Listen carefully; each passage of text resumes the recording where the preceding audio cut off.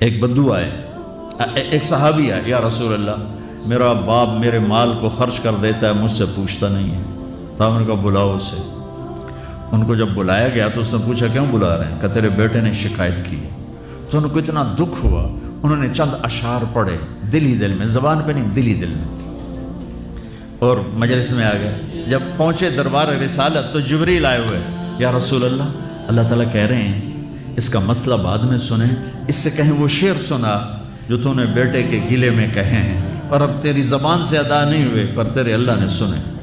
تو آپ نے اس سے فرمایا اچھا بھائی تیری گل تو میں بعد سنوں گا، تو پہلے میں نے شعر سنا۔ انہوں نے کہا اشہد انک رسول اللہ، میں گواہی دیتا ہوں آپ اللہ کے رسول ہیں۔ یا رسول اللہ میں نے دکھ میں چند اشعار زبان سے نہیں دل ہی دل میں دہرائے تھے اور آپ کے رب نے عرشوں پہ سنا، واقعی آپ کا رب بھی سچا اور آپ بھی سچے۔ آپ نے کہا کیا کہا تھا؟ کہا میرے بیٹے جس دن تو پیدا ہوا ہم نے اس دن اپنی ذات کے لیے جینا چھوڑ دیا، ہم نے تیرے لیے زندگی کا سفر شروع کیا، تجھے ٹھنڈی چھاؤں میں بٹھانے کے لیے گرم ہواؤں سے لڑا، تمہیں ٹھنڈی ہواؤں سے بچانے کے لیے برفانی راتوں میں کام کیا، تیری ایک مسکراہٹ دیکھنے کے لیے ساری ساری رات تڑپا،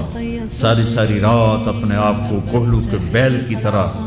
اپنی ساری جوانی کا رس نچوڑ کے تیری ہڈیوں میں ڈال دیا، میں بوڑھا ہوتا گیا، تو پروان چڑھتا گیا، میری کمر جھک گئی، تیری کمر اٹھ گئی، میری ٹانگوں سے جان نکل گئی، تیری ٹانگیں مضبوط ہو گئی، میرے ہاتھ کانپنے لگے، تیرے ہاتھ مضبوط ہوئے، میں لڑکھڑانے لگا، تو اترانے لگا، تو مجھے خیال آیا کہ جیسے میں اس کے لیے دھکے کھاتا تھا، اس کی زندگی کی دعائیں مانگتا تھا، اس کے لیے تڑپتا تھا، چلو آج میرا یہ سہارا بنے گا۔ لیکن جب تجھ میں جوانی کی لہر دوڑی اور مجھے بڑھاپے نے کھا لیا، جب جوانی میں تجھ میں رنگ بھرا اور بڑھاپے نے میرے رنگ چھین لیے، جب جوانی نے تجھے سیدھا کیا بڑھاپے نے مجھے ٹیڑھا کر دیا، کمر جھکا دی، تو ایک دم تو مجھے ایسے گھور کے دیکھنے لگا، تیری آنکھیں ماتھے پہ چڑھ گئیں اور تو مجھے یوں دیکھنے لگا جیسے میں نوکر ہوں تو باپ، تو مالک۔ تو میں نے اپنی 30 سالہ زندگی کو جھٹلا دیا کہ ہاں میں باپ نہیں ہوں، میں نوکر، یہ میرا سردار ہے، اگر یہ بیٹا ہوتا تو یوں تو نہ کرتا، اس نے میری راتوں کے تڑپنے کو بھلایا،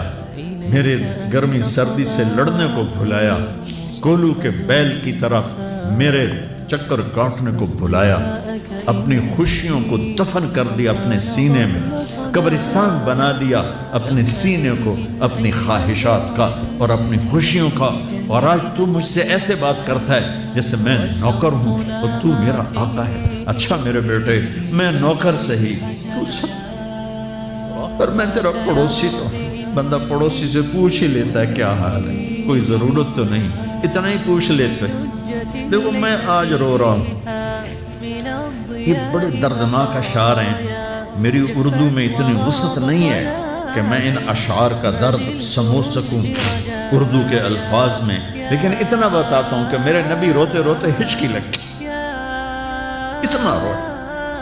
اور آپ نے اس بچے کے گریبان کو یہاں سے پکڑ کر دفع ہو جا، میری نظروں سے دور ہو جا، انت و مالک لابیک، تیرا سب کچھ تیرے باپ کا ہے، یہی باپ آج تمہارے ہاتھوں ذلیل ہو رہے ہیں۔